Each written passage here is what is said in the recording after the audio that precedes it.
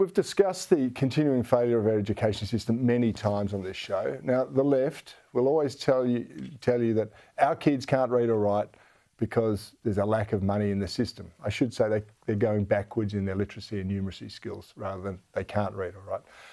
But with record funding, that simply doesn't wash with anyone who's got a considered mindset. I mean, do you remember Labor's campaign slogan, "I give a Gonski"? Yeah, it was a slogan, and it saw an additional $14.5 billion pledged to education over 6 years. And in 5 years after that, our kids were going backwards. I'd argue that there's a deliberate push to dumb down society. I mean, how else can you explain the willful dumping of what works in favour of newfangled ideas that clearly don't? Joining me to discuss this, and on the back of a new report that is author for the Mancal Economic Education Foundation, is legal academic Rocco Loiacono. Rocco, great to have you back on the program. What is behind our plummeting educational outcomes?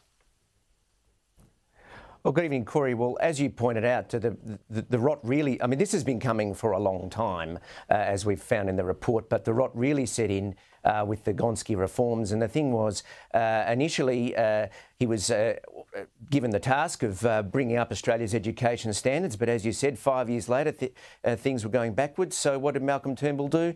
He asked David Gonski, how does he fix it? And he gave him more money. And that has led to what we see at the moment, where the funding goes that way and the education standards are going that way.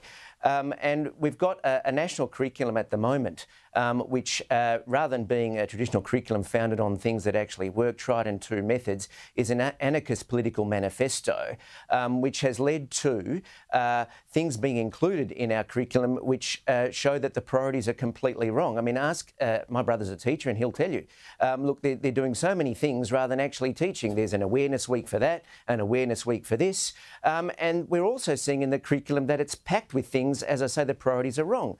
I mean, for example, my 9-year-old came home last week with an assignment that he has to recreate elephant habitat in a shoebox, but he has trouble telling me how much time has elapsed between 10 past 2 and 10 to 10. Now, surely it's more important for a 9-year-old to be able to tell me the time and be able to read and write properly than it is to recreate African savanna in a shoebox.